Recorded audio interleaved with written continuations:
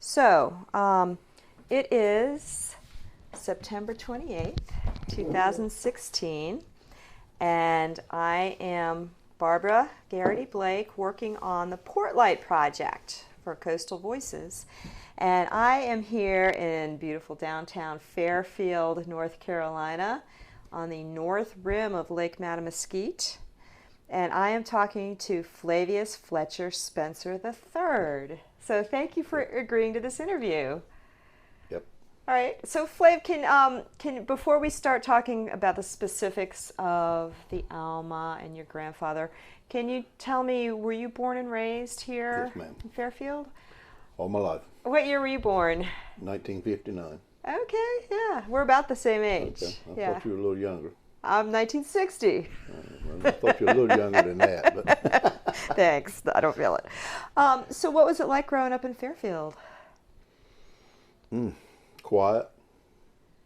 It's a very serene place. It's not much to do.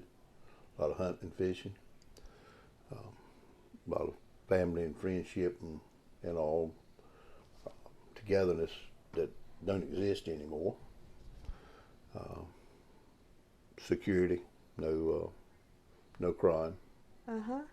Why doesn't the family friendship bond exist? I don't mean it don't exist. It's just not as prevalent. People just don't get together. They cell phones and computers and Yeah. used to it was I gotcha. more little things going on at the church, and everybody would go to do that because it was that was what there was to do. People would visit Go more. to the school. They visited more. You didn't have the cell phones, and the little old ladies would walk. The little old lady lived in the high shear. She would walk around and visit my grandmother several times a week. Oh, And about all she could do to walk, but she got out and visited. right.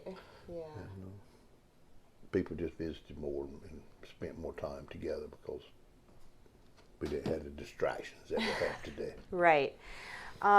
I think that this community is so beautiful. The architecture is especially beautiful. It's really some good architecture in some of the homes, the older homes here. Where did that come from?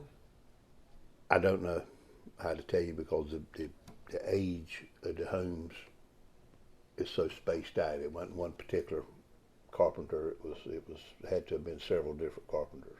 Mm-hmm. A lot of it probably was the time period. Would be Right. my guess. Ah. I'm a little off topic here, but living here on the rim of Lake Mattamuskeet, does that lake ever flood? Not much. Some, yes. We had a pretty good flood this year from rainfall. The last flood that I don't remember, but I remember my grandmother talking about it back in the mid-50s. Richard Mann told me what year it was the other day, and I forgot. But water up the road here was up over the ears of corn in the cornfield. Had 3 hurricanes in 2 weeks. Wow. I remember when I was little, water in the streets around here being halfway to my knees, which I was little, but it was still probably 6-8 inches of water. Mm-hmm. We don't see that much anymore. It seems to flood in different areas. Right, right. We're under a drainage district, so most of our water is pumped off. And Oh, that's right. yeah, so, Do the farmers use any of the water for irrigation? no, Okay. that's something that had never been developed. And with our black soil, the peat and the organic holds moisture, so most of the time dry weather doesn't hurt us as bad. Daddy always said that a dry year would scare you to death and a wet year would kill you. Yeah. What did your father do for a living? He was a farmer. Mm-hmm. What did he grow? Earlier he was corn and beans, and then he got into produce, cucumbers and cabbage and sweet corn and all kinds of produce, potatoes. Oh, is he still alive? No, he passed away in 1986. Ah, uh-huh. So, Okay, well, I'm going to sit over here so I can look at your grandfather's picture, if that's okay. There we go. This is fine. Put that on, yeah. So, sorry about that. So, the reason I'm here is I'm especially interested in this. I think it's a fascinating story about the Fairfield Canal. Can you tell me about that? It was dug in the late 1800s, mid to late 1800s, I'm not exactly sure. It was their interstate highway in and out of Fairfield. That was the way we shipped all our goods out, and all our goods came in. I'm not sure whether my grandfather was the first one that run freight boats in and out of there. He would transfer people back and forth to Elizabeth City and Norfolk and goods. They said the little old ladies would come down and bring him their chickens, and he would put them on a boat and carry them to Elizabeth City and Norfolk and sell the chickens and bring them their money back. And it was a completely different form of doing business, period. Right. Was it important to the region to have that canal? Oh gosh, I would imagine so. I mean, it was their lifeline. Goods may have come in a different way, but I imagine a good portion of them came in through the canal. Mm-hmm. I just learned last week that there was another canal that was used for this purpose right here in the community too. Really? And I don't know, I hadn't heard this on the Fairfield Canal, which was probably the same, but Carter Canal, it was used, they would take and hook mules to the barges and pull them up the canal, which is probably 5 miles. No, it's not that far. It's 2 or 3 miles anyway. Mm-hmm. And bring it up and turn it around and load the barge and then pull it back out to the river, where they would, I reckon, hook it and pull it out, pull them back with a steamboat or whatnot. What was the name of that canal? The Carter Canal. Where is that? It's down here about 2.5 miles. Oh, okay. East of here. Right. I never knew this till last week. So that little canal was part of Fairfield at the time? Yes, ma'am. A friend of mine that I went to school with, Joey Williams, was telling me about it. And he had talked to an older gentleman that used to live here in the community he was Indian and black. Mm-hmm. And his father worked it. His name was Poley Mackey. I don't know what his father's name was. And he was in charge of it. And he had told Joey about this, and this is, like I said, it's all new to me. Yeah. And they would hook, like I said, pull it up there and load it with grain and stuff, and pull it back out. Wow. And I had always heard, I think, that the Fairfield Canal was dug by slaves. Mm-hmm. But here recently, somebody has said that it was done by a dredging company. Mm-hmm. But he said that the Carter Canal, Joey was talking about it, that it had been dug by slaves. Okay. Is that canal still there? Yes, ma'am. The Carter Canal, yes, ma'am. Have you seen it? Oh, yes, ma'am. I can carry you down there if you'd like to get. I mean, Does nothing. Does it connect to the Fairfield Canal? They both connect to the Alligator River. Mm-hmm. Okay. Yeah. That's what it was. Okay, so when you were little, was your grandfather still alive? No, ma'am. What he passed in 1930. Okay. Yeah. So you never met him. No, ma'am. He was born in 1859. I was born in 1959. So. And that canal, was it owned by your family? It was owned by the Fairfield Canal and Turnpike Company. Later on, after the Turnpike Company dissolved, my grandmother bought it. So it is still owned by my family. What value is to it, I don't know. The Mooney family was involved in it. I don't know to what extent there. I think, I can't remember the Mooney fellow's name. Him and my grandfather were in business together, I believe. So you still own that canal? Still own that canal. For what value there is there. Is the canal still continuous all the way to the Alligator River, or is it blocked? There's a pumping station. You can't go from here all the way out. There's a pumping station about halfway down, where they drain the rainwater from the community. So. Okay. So, did your grandfather run several boats, or just mainly the one boat? He had two that I remember hearing talked about. There was the Alma.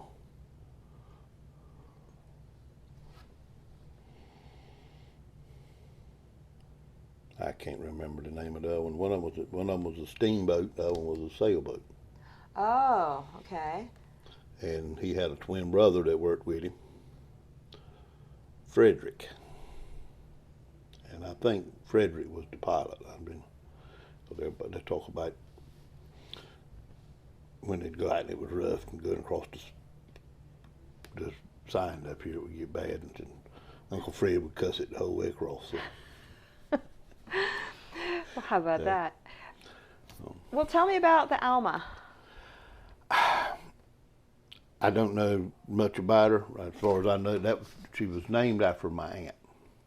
I had an Aunt Alma. That's her in the picture. It is the Alma. Oh. That's Alma right there? No, she's not in the picture. The boat. Oh, okay. That's Alma. Okay. It was until, oh my gosh, 20 years ago or so. The remains of her was out here in the canal, and it was rotted away. And when they cleaned it out, I had gotten some of the hardware off of her, but it's gone. I think somebody got it and sold it for scrap. How about her nameplate?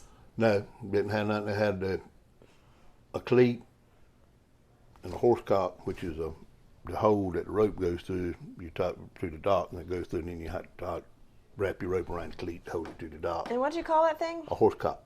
How do you spell that? HORSECOCK, I reckon. I'm not exactly sure. I've never heard that. That's what I always heard it was called. Yeah. And then I had the part of the toilet off of her. Wow. And was it wooden? no, it was metal. All this was metal. And but I lost it all. I had it up there, and we moved, and somebody went up there and cleaned up and junked the old trailer up there. And so. Okay. Yeah. So what kind of boat was the Alma? She was a steamboat.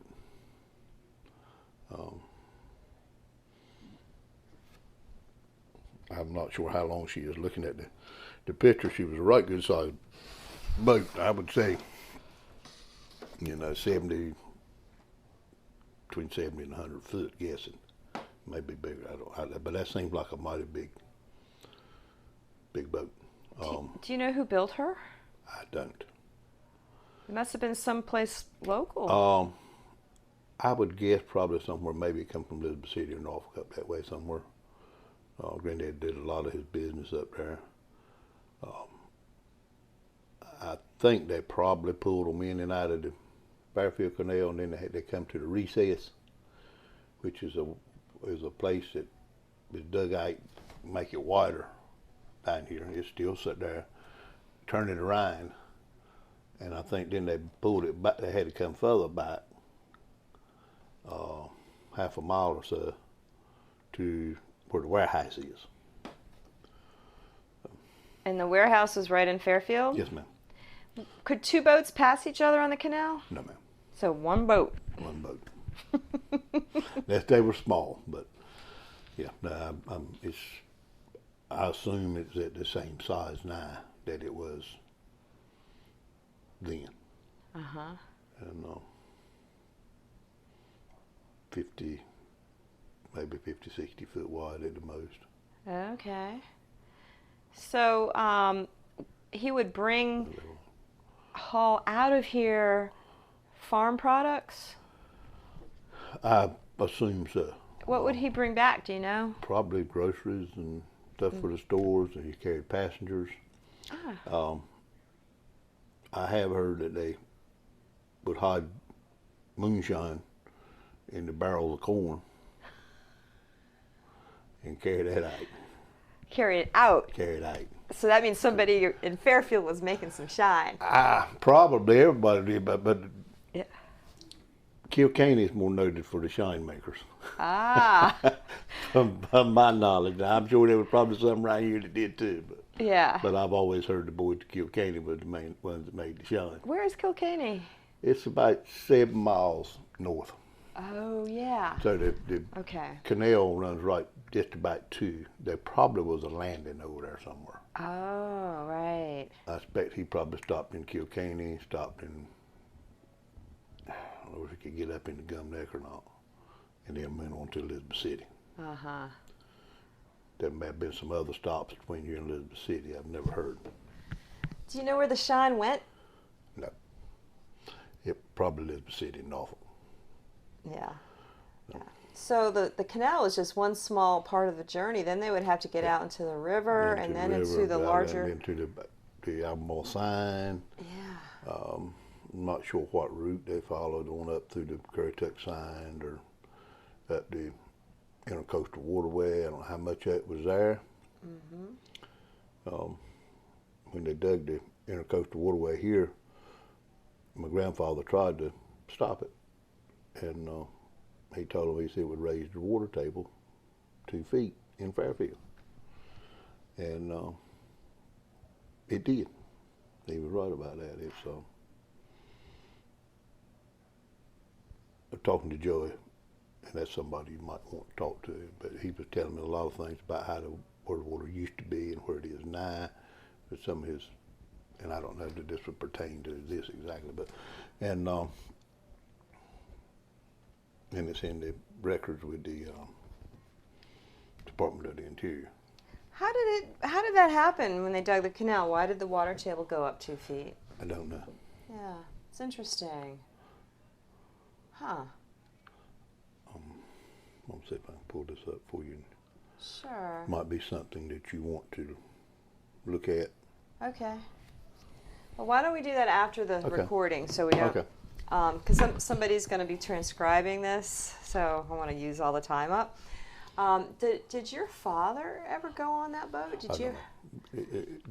Daddy was 7 years old when Granddaddy passed away. Oh, so. Did he have any memory of it? Yes, well, I don't know about the boat. Yeah. I never heard him say about the boat. What did he say? He talked about Granddaddy some, and he didn't, not a lot. He said that Granddaddy carried him to Rocky Mount one time, him and Grandmama, and put him on the train, and then they rode the train to Fayetteville, and Granddaddy drove the car line and picked them up, brought them back home, so Daddy could ride the train. Aw, that's sweet. Yeah. Huh.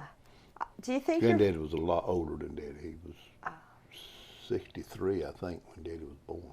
Okay. So. Was he still in business with the canal and the boat? I don't know. Yeah. So how about your Aunt Alma? Do you remember her? I've never met any of my aunts and uncles. Okay. Well, in that history book that R.S. Spencer lent me, and R.S. is your cousin?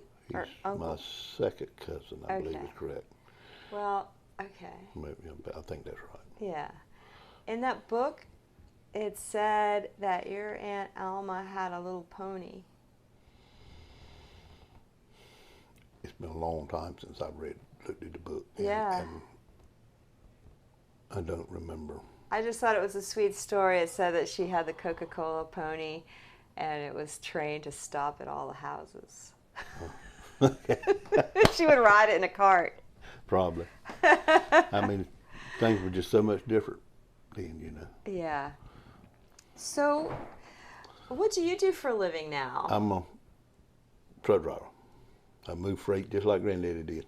I was going to say, you're carrying on the family tradition. Yes, kind of. But Daddy got out. He farmed, and he did have a truck that he in, and that's kind of what got me into trucking. He wasn't in the trucking business, but and I used it on the farm, and so that's what got me into it. Okay. But I think Granddad was a lot more than just a boat captain, and he was a businessman. Mm-hmm. Everybody always says that he was the richest man in the county, and I sure like to know where it went. in that canal. He didn't leave it. He didn't leave it for us to get a hold of. Now that he had 2 or 3 of his other children were lawyers. So they were lawyers. Yeah. Ah, yeah. So, do you ever run into people that remembered your dad and your grandfather and talk about them? It has been a long time, and I remember somebody that knew Granddaddy, but they were young, and I don't even remember who it was. Yes, a lot of people talk about my daddy. A lot of people everything I've ever heard has always been good. Of course, people don't tell you bad things. But, so he was Flavius Spencer Jr. Jr. Okay. They had Flavius Fletcher Spencer Sr. Then he had a son by his first wife, was Flavius Fletcher Spencer II. He got killed in a motorcycle accident in 1919 when Granddad was up there and he was in Raleigh going to State College. When he was in Raleigh, he met Grandmama at the hospital and she was taking care of Uncle Flav. And married her and brought her home.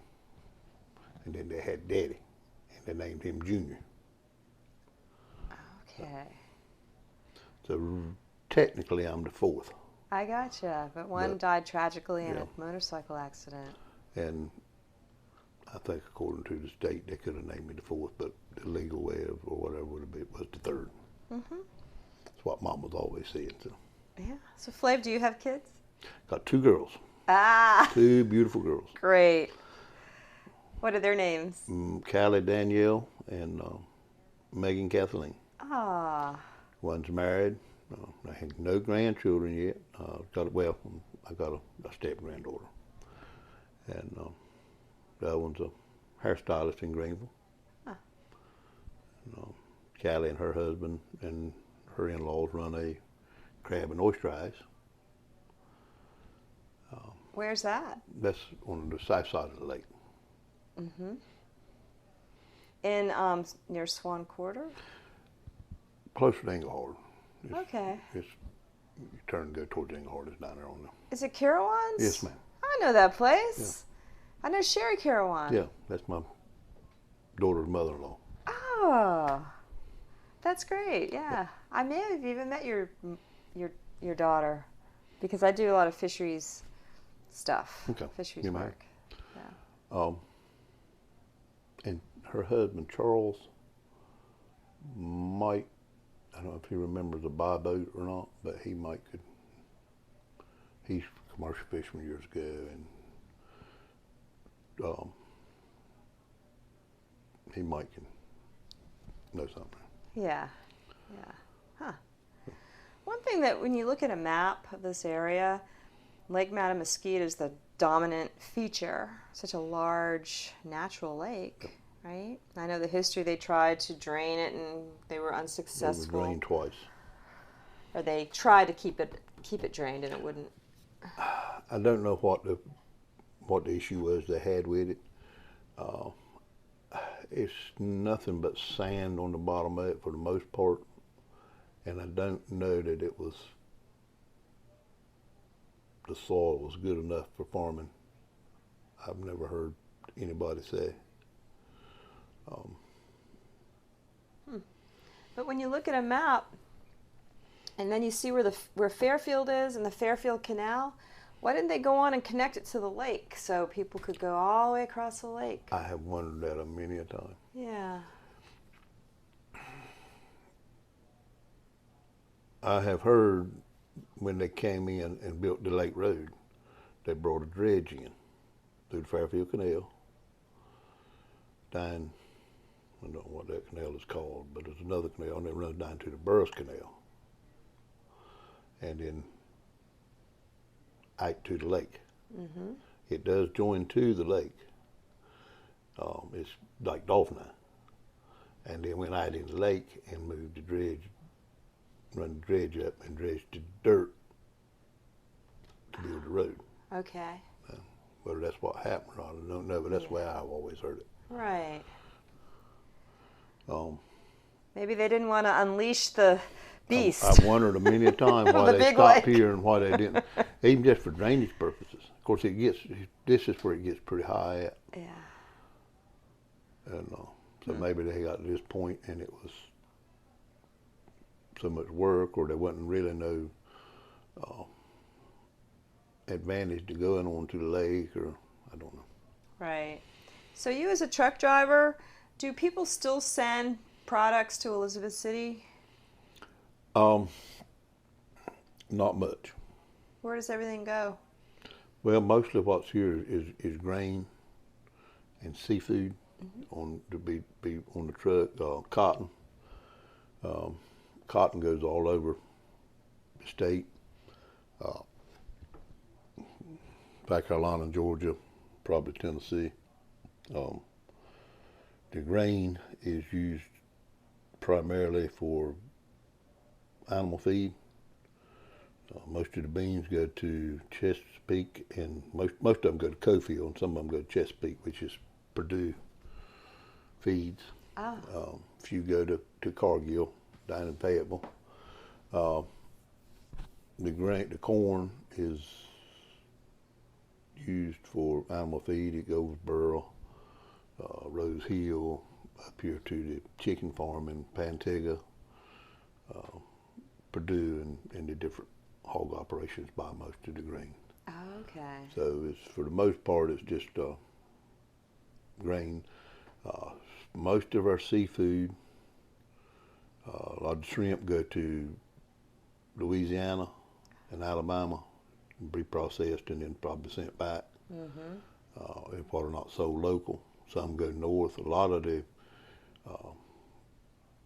crabs, the crab meat, the fish goes north to all up Baltimore, New York City, Boston, and for the most part. Yeah. Wow. About the other thing that, other than just general groceries and stuff and all, we go to over on the beach and pick up some of our crabs and come back, and oysters come, what we can't grow here, we get here with the commercial fishermen. Have right many come from Virginia and Maryland and Louisiana and Texas. Do you know many of the farmers around here? Every single one of them. How are they doing? I think all in all they're doing pretty good. We've had several very good years. Good. Prices were really high. We had some really good crops. Last couple of years has been a little worse. We've had a lot of rain and a lot of crop damage. Mm. Prices have dropped. There used to be 25 farmers here in the community. I think there's 7 now. Wow. And pretty much all of them are my age. We grew up together. Their father may still be around or something, but they're a little bit younger, but we're all about the same age. Right. But I think all in all, they're doing pretty. Hear them talk, they're broke. But. Well, I just came from a Sea Grant meeting, and they were talking about some of the farmers of Hyde County are experiencing salt water intrusion in their crops. That is probably Englehart and Swan Quarter, more so than here. I gotcha. We don't have that issue here. Yeah. We've had the refuge out here has decided in the last few years that the lake level's not high enough, so they've raised the level in the lake. They've closed it off, and it's probably gone back to what it was, more natural with the water height. Okay. But it's flooded a lot of the farmland. Oh. And I know one farmer said he's lost about 40 acres to it. Wow. So when you consider 40 acres of $3,000 to $5,000 acre land that you've lost, that's a lot of money. That's a lot of money. Does he get compensated for that? No, Yeah. not from the federal government. No. Nah, they get a lot of compensation for different things, but Right. not for this. They hadn't. I mean, it's Yeah. what they, Yeah. and it is. I don't know that. I don't think it's a good thing personally. It's going to be very expensive. It's eroding, causing the lake road out here to erode more so. When did they start raising the level? Oh gosh, I don't know. 7, 8 years ago, probably. Okay. Maybe. Huh. They've closed the floodgates where it don't drain out. Oh. That's what they've done. They didn't necessarily. I gotcha. And Huh. but it's probably a foot or so deeper than it used to be. One thing I don't understand, how come there are blue crabs in Lake Mattamuskeet? They come into, there's several canals where they drained it that come to the canal, I mean to the lake, and the crabs have come in through those canals. Oh, okay. There are some saltwater species fish out there. But the lake is fresh. Right. And they can do fine in there? It's brackish? Yes. I think it's probably a gradual process. I expect there's a lot of the crabs now that are in that lake that are born there. But it's probably coming into at the pumping station, it's probably 7, 8 miles that crab had to travel. And whether a crab left the salt water and traveled all the way through and got into the fresh water, or whether it was a period of several generations of crabs moving from one place, moving from the salt water up. I don't know. A crab can move. They may very well have swam on up the canal and gone through the locks and got in the lake. Are you allowed to throw some crab pots in the lake? You cannot use crab pots, but you can use crab traps. You used to be able to do crab pots. What's a crab trap? Well, it's pretty much it can't have a top on it. Oh, okay. So that if it gets lost or something, then the crab don't get in there and trapped and die. Oh. They've got to be able to escape. I think it's correct. Maybe those things that are like a triangle. Right. You have to pretty much be there and you see a crab. You got to be. You can't leave nothing there no way. Okay. We use a lot of people got there with chicken necks or chicken legs. You can do that? Yeah. Okay. And so, yeah. My mother's the crab queen out there. Is she really? She hadn't been in a couple of years. She got married here a year or so ago at 73. Good for her. He was 87. Never too late. No, and he passed away on us here. Oh. Yeah. Back in a couple months ago. So. Oh, I'm sorry. So she'd get out in a skiff and go chicken necking? Sit on the bank out here at okay. the covers. Yeah. And people come from all around. It's our big tourist industry. Yeah, that's good. I mean, they come from all up Virginia and all. They'll come down here to go crabbing. Right. Wow. It's just if you get this time of year when they get really nice and fat, and you can eat 2 or 3 crabs and you're full. It's one of the few places you can get a couple crabs and have a meal out of them. That's great. So. Yeah. So getting back to the Fairfield Canal, you said there's a little pumping station up there? Yes, ma'am. When did they build that?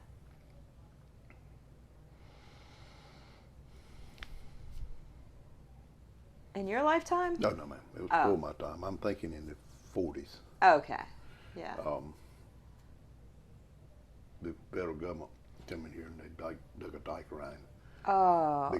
I was always told because of where it raised the water level so much and flooded farmland, so they did that to Because of the drain intercoastal waterway? the intercoastal waterway. Oh, this place is fascinating. All the engineering that's gone on with all the canals, the dikes, the floodgates.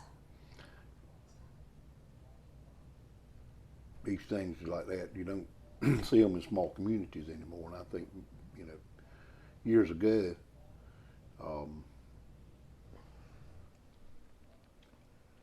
it was needed at that time, and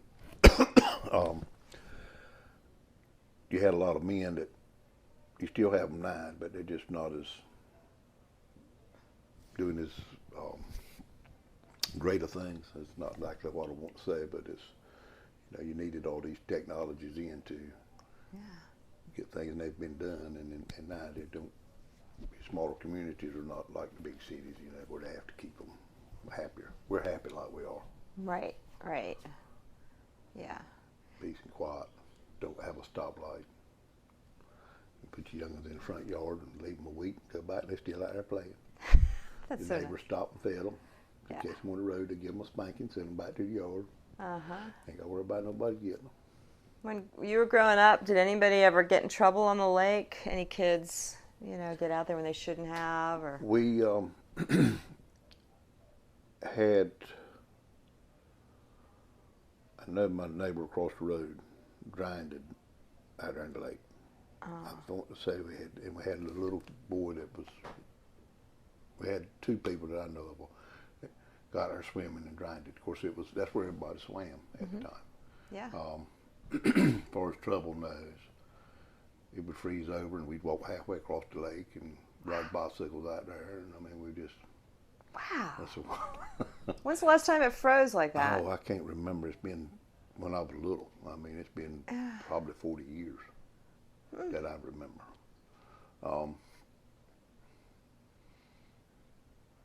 But when the covers, when the current go through, it washed out and made a deep hole. And it was only, the lake's not very deep. I think it's about 6 foot, it's about as deep as it gets. Okay. And there's a tide, a bad tide, current runs through there.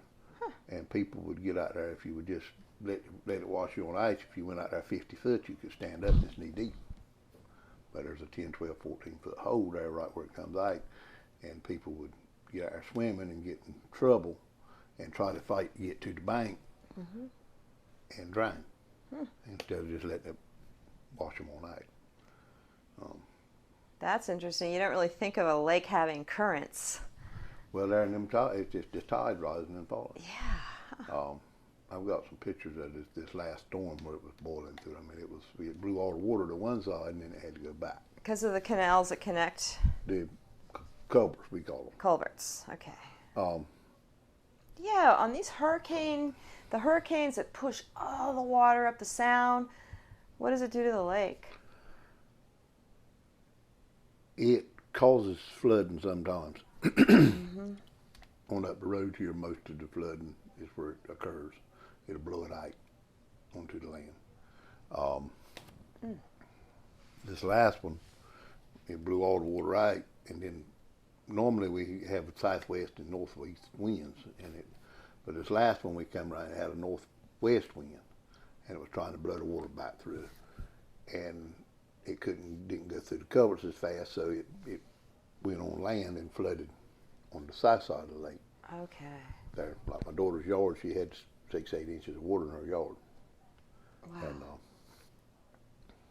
And you're saying on an everyday basis there's a tidal rise and fall. How do you know how much? I don't know how much. Not much. Yeah. But you can. It'll go and then it'll get calm. Not moving. Next thing you know, it's going back the other way. How about that? And we have been out there years ago on a real dry year. My daughters and I, and picked up conch shells. Really? They had washed out of the hole, and right there was a little island out there. And we went there and picked up conch shells. I mean, the whole big. Huh. From. Yeah, it's Quite how many million years ago. Oh, okay. Well, fossilized conch shells. So I bet your canal freezes over. Not that I've noticed in the years. Okay. We just don't have the cold weather. I mean, it gets sun, but it's not. Yeah. It just hasn't gotten And that it's cold. not back when it did it a lot, I was 12, 15, 20 years old, and hunting and all, and it was just ice. You know, we didn't have ice here, and had to play on it and get wet and freeze and out there, like I said, on the lake, we get freeze over solid enough we could ride our bike. Of course, we were young. Yeah. And if we'd have broke through out there, that'd have been it. When no way in the world we'd ever go back to this. You know. Yeah, that would not have been good. No. Well, nobody could ever got to us. Yeah. All right. Well, I think we're winding down the interview. Is there anything else you'd like to add about your family history? I can't think of nothing offhand. I'm sure I'll think of all kinds of things once you leave. It's okay. This has been wonderful. Yes, it has. I've enjoyed it. Yeah. And I'd love to go see that warehouse you're talking about. Okay, great. I'll turn this off. Thank you.